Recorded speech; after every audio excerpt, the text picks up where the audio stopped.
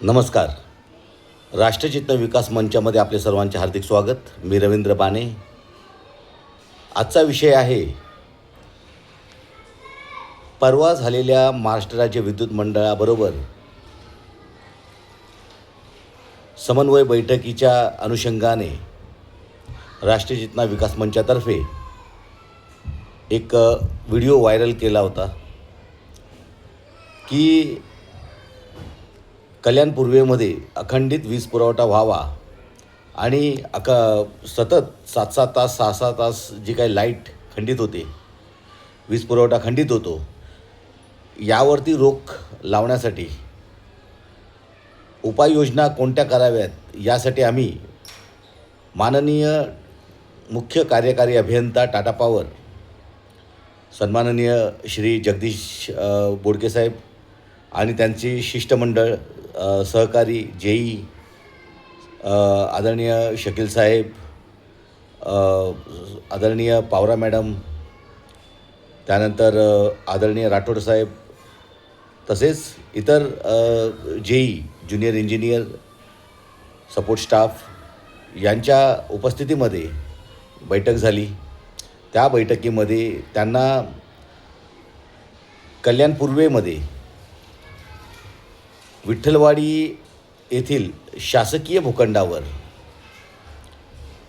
Substation, ज्याला आपण हाय station म्हणजे एक सबस्टेशन उभारावं आणि विठ्ठलवाडी, कोळशेवाडी, चिंचपाडा या 3 प्रकारचा सप्लाय तिथे अखंडित करण्यासाठी ते सबस्टेशनचा उपयोग करता येईल आणि ही काय दरवर्षीची जी काही परिस्थिती आहे, 6-6, 7-7 तास लाईट जाणे, यावरती कुठेतरी रोक लावता येईल. त्यानंतर काका ढाबा, मलंगड पट्ट्यामध्ये काका ढाबा म्हणून एक प्रसिद्ध असं एक ठिकाण आहे, ज्या ठिकाणी एक शासकीय भूखंड आहे जो जिल्हाधिकाऱ्यांच्या अखत्यारीमध्ये येतो. तर तिथे दुसरं सबस्टेशन उभारावं ही दुसरी मागणी होती. तसेच पर्यायी जागा आम्ही सुचवल्या होत्या. एकतर गॅस कंपनी आहे जी फार पूर्वी उल्हासनगरच्या अखत्यारीमध्ये होती. सेकंड अपर्णा डेअरी म्हणून एक आहे खडेगोलवलीमध्ये, तिथे एक शासकीय भूखंड आहे. तर वेगवेगळे आम्ही पर्याय महावितरणला सुचवले आणि त्यांना एक अहवाल तयार करण्यासाठी सूचना केली. अहवाल यासाठी की त्यांना प्रस्तावित असलेल्या त्यांच्या मागण्या महावितरणला आणि त्यांच्याकडे असलेले अधिकार, सबस्टेशन उभारण्यासाठीचा फंड, यावरती चर्चा विनिमय करण्यात आली. तर त्यातून एक असा निष्कर्ष पुढे आला की अभियंत्यांना कुठलेही पावर, निर्णय घेण्याची पावर त्यांच्याकडे नाहीत. दुसरी गोष्ट, त्यांच्याकडे फंडाचा अभाव आहे. तर सबस्टेशन उभारायचं झालं तर यांच्याकडे फंड नाही. जर त्यांना असं महावितरणकडनं कळवलेलं आहे की लिकेजेसचं प्रमाण कमी करा, तर तुम्हाला अतिरिक्त फंड देण्यात येईल. आता महाराष्ट्र राज्याकडे वळूया. अधिकाऱ्यांकडे अधिकार नाहीत आणि अशा अधिकाऱ्यांना सज्जड दम सत्ताधारी पक्षाकडून देण्यात येतो. यावरती हसावं का रडावं असा प्रश्न निर्माण होतो आहे. सत्ता यांची, सर्वाधिक नगरसेवक यांचे, महापौर यांचा, खासदार यांचा, नगरविकास मंत्री यांचा, वीज मंत्री यांचा, मुख्यमंत्री यांचा, केंद्रामध्ये सरकार यांचं, तरीसुद्धा यांना अखंडित वीज पुरवठा एवढ्या वर्षामध्ये देता आला नाही. 12 वर्षाचा काळ लोटला. एक तपस्या म्हणा, 12 वर्षाचा एक तप म्हणा. त्या तपाचं फलित काय? नगरसेवकाचे महापौर लोक झाले, त्यांचा विकास झाला, पण कल्याणच्या जनतेने ज्यांच्यावर विश्वास दाखवला त्यांचा, त्या नागरिकांचा विकास झाला का? आज त्यांना अंधारामध्ये राहावं लागतं आहे.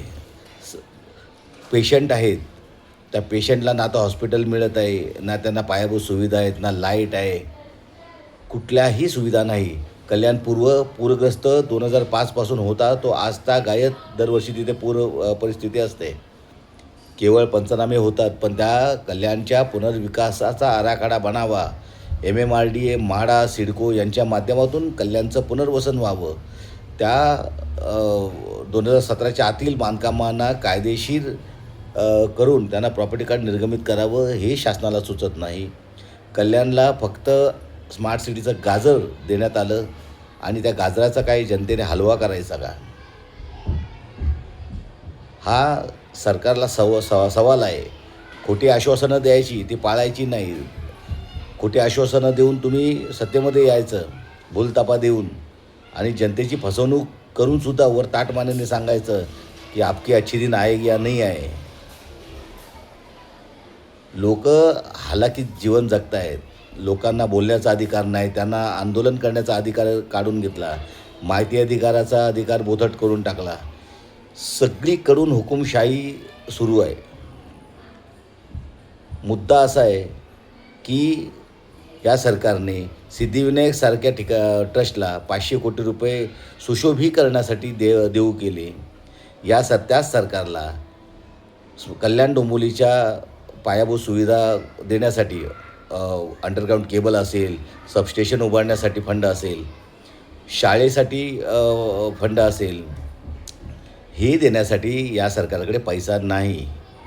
6,500 कोटीचं गाजर 2014ला दिलं होतं. त्या गाजराचं पुढे काय झालं? हलवा झाला त्याचा. आणि आश्वासनं द्यायची असतात, निवडणुकी आली असं सांगून जनतेचा अपमान करायचा.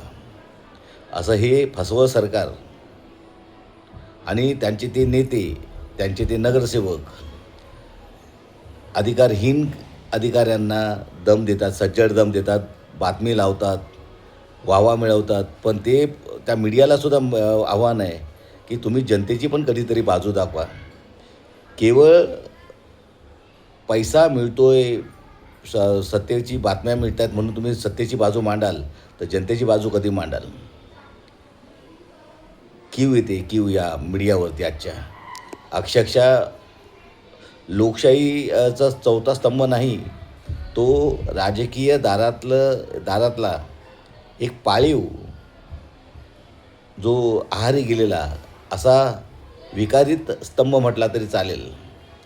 आज शासनाचे 4ही स्तंभ डगमगलेले आहेत. ED, CBI असो, सर्व यंत्रणा, न्यायपालिका असो, कुठं विश्वास ठेवण्याची आता जागा उरलेली नाही. आज जनता आंदोलन करते. दिल्लीपासून गल्लीपर्यंत लोक आंदोलन करत आहेत, तरीसुद्धा मुजोर सत्ता जुमानत नाही. देवळांना द्यायला तुमच्याकडे 500 कोटी आहेत, कशासाठी? देवळं तर ऑलरेडी 250-300 कोटीचा टर्नओव्हर ठेवून आहेत, त्यांना कशासाठी फंडिंग देत आहे? कल्याणमध्ये पायाभूत सुविधा नाही, हॉस्पिटल नाही जागतिक दर्जाचं, तिकडे वीज पुरवठा होत नाही, पुनर्वसनचा अभाव आहे, पूरग्रस्त परिस्थिती असते, भ्रष्टाचार पोचलेला आहे. अक्षरशः नरक यातना कल्याणच्या लोकांसाठी या सत्तेने दिलेल्या आहेत. कसली स्मार्ट सिटी? एक रस्ता पूर्ण करता येत नाही. बालाजीचा रस्ता, बालाजी चिचपाड्याकडे जाणारा बालाजी एक गाव आहे, त्या बालाजी ज्वेलर्सच्या इथे तो रस्ता एक जण कोणतरी उठला, कोर्टामध्ये गेला आणि तो रस्ता रखडला. स्मार्ट सिटीमध्ये संपूर्ण कल्याण डोंबिवली प्रकल्प घोषित करून त्या जमिनी कस्टडीत घेऊन हरकती मागवण्याचं काम सरकारचं होतं, ते त्यांनी केलं नाही. धोरणात्मक निर्णय केले नाहीत, अल्टिमेटम धोरण जाहीर केले नाही, फंड निर्गमित केला नाही. कशी होईल स्मार्ट सिटी? कल्याणमध्ये सर्व विभागाचे अधिकारी केवळ पगार घेण्याचं काम करतात, बाकी शून्य विकास. रस्तेसुद्धा बनतात, युटिलिटी देत नाहीत, पण रस्ते बनतात. युटिलिटी नाही, गटारं नाही, रस्त्याच्या दुतर्फा फ्लेवर बॉक्स नाही, तर तुम्ही रस्ते कसे काय बनवता? त्याला मंजुरी कशी काय मिळते? असं हे भ्रष्टाचारी सत्ता, ही भ्रष्ट सत्ता, याला रोखणार कोण? हा अक्षरशः स्वैरभैर झालेला हा घोडा, याला अडवणार कोण? कोण त्याला तबेल्यामध्ये बांधणार? जनतेला अक्षरशः भिकारी केलेले भिकारी. लाडकी बहीण योजना असो, सतत नुसते भांडी देण्याचा कार्यक्रम असो, लोकांना लाईनीमध्ये उभं राहायला या लोकांनी भाग पाडलेलं आहे. लोकांना रोजगार देता येत नाही, काहीही देता येत नाही. पण लोकांना लाईनीमध्ये उभं मात्र करता येणं चांगलं येतं. ह्या MECBच्या माध्यमातून आम्ही प्रस्ताव त्यांना दिला. ते आता आठवड्याभरामध्ये आम्हाला अहवाल देणार आहेत राष्ट्रचितनाला. अहवाल दिल्यानंतर काय कमी आहे त्या गोष्टीच्या अनुषंगाने आम्ही मंत्रालयापर्यंत पाठपुरावा करणार, जनआंदोलन उभारणार. हे आम्ही लाईव्ह केलं. त्यानंतर मग पक्षाचे नेते, सत्ताधारी पक्षाचे नेते आले. त्यांनी सज्जड दम काय दिला. अरे दम तर ॲक्च्युली वीज मंत्र्यांना द्यायला पाहिजे. 2012पासून शासन चालवत आहे. केंद्रात शासन तुमचं, देशामध्ये सर्वाधिक सरकारं तुमची राज्यामध्ये. तुम्हाला विकास साधता येत नाही. पक्षाचा निधी, पक्षाला तुमचा निधी 10,000 कोटीचा पक्ष तुमचा, तुम्हाला कल्याणचा विकास करण्यासाठी फंड मिळू शकत नाही. 1,000 कोटीचं पॅकेज देता येत नाही. तुम्ही स्वतःचा पक्ष 10,000 कोटीवरती तुम्ही नेता. पण कल्याणच्या विकासाला तुमच्याकडे निधी उपलब्ध करून देता येत नसेल तर तुम्ही कसले सत्ताधारी. नगरविकास मंत्रीसुद्धा ठाणे जिल्ह्यामधला, खासदार पक्षाचा, सत्ताधारी तुमचे सगळे नगरसेवक तुमचे. तरी जर तुम्हाला जर ही परिस्थिती जर दूर करता येत नसेल तर मान्य करा की तुम्ही फेल झालात. लोकांच्या विश्वासाला तुम्ही मातीमोल केलेलं आहे. बॅलेटवरती पेपरवरती तुम्ही निवडणूक घेतल्या असत्या तर तुमचं आतापर्यंत सोक्षमोक्ष लागला असता. परंतु ते जे EVM आहे त्याच्यावरती अख्ख्या जगाने नाकारलेली ती यंत्रणा आहे. आणि बॅलेट हीच लोकशाहीची खरी गरज आहे. परंतु भ्रष्टाचारांना बॅलेटची वावगं आहे. त्यांचं 36चा आकडा आहे. तर ते बॅलेटवरती निवडणूक घेणार नाहीत. आणि हे राज्य सरकार कल्याणकडे केवळ सोन्याचं अंड देणारी कोंबडी याच दृष्टीने पाहत राहणार. 27 गावांचा प्रश्न तुम्हाला सोडवता आला नाही. रजिस्ट्रेशन 10-12 वर्ष झाली बंद आहेत. तुम्हाला अनधिकृत बांधकामाचं अल्टिमेटम धोरण तयार करता आलं नाही. तुम्हाला 2017च्या आतील मालमत्तांना 3% प्रशमी शुल्क भरून लिगलाईज करून त्यांना प्रॉपर्टी कार्ड देता येत नाही. इथं काही या सरकारला उगच जे समाजसेवक आहेत, आमच्यासारखे अजूनही समाजसेवक आहेत, ते जर काही करण्यासाठी जर धावपळ करत असतील तर त्यांच्यासोबत या ना. तुम्हाला जमत नसेल तर अभ्यासू लोकांबरोबर तुम्ही मीटिंग करा, बैठकी करा. तो आमच्यासोबत या आणि कल्याणचा विकास करा. आम्ही कुठे पक्षाचं हे म्हणतो आहे. पक्ष कुठलाही असो, त्यांचं काम आहे जनतेला पायाभूत सुविधा मिळवून देणं. उगाच आपल्या त्या अधिकाऱ्यांना ज्यांच्याकडे 5 पैशाची पावर नाही, ज्यांच्याकडे फंड नाही, जे कुठला निर्णय घेऊ शकत नाही, अशा अधिकाऱ्यांना तुम्ही दम देता. काय राहिले ते हे विसरले नेते की सत्ता आपली आहे. अधिकाऱ्यांना दम देता, सज्जड दम देता की काय ही भयान अवस्था करून ठेवली. याचा अर्थ वीज मंत्री तुमचा धडाचा नाही आहे. वीज मंत्री धडाचा नाही म्हणून ही परिस्थिती आहे की कल्याणला देण्यासाठी यांच्याकडे निधी नाही. पण मंदिरांना देण्यासाठी यांच्याकडे बराच पैसा आहे. 500 कोटी काय, 1000 कोटी काय, 36,000 कोटीचा पॅकेज, 35,000 कोटीचा पॅकेज नाशिकच्या कुंभमेळ्यासाठी मंजूर होतो. पण कल्याणला 1000-2000 कोटीचा पॅकेज देण्यासाठी यांची 3 हात फाटते. शेम आहे. निषेध करावा तेवढा थोडा. लोकशाहीचा पाया डगमगला. हुकुमशाहीकडे आता कालक्रमण केलं जात आहे. लोकांना इतकं दाबून ठेवलेलं आहे की लोकांच्या तोंडातून ओपसुद्धा येत नाही. पूर्वी वंदे मातरम म्हटलं तर लोक तुटून पडायची. तो काळ स्वातंत्र्याचा काळ होता.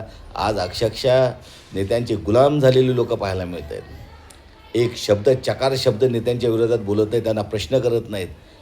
जिथे प्रश्न केले जातात तिथे प्रगती असते.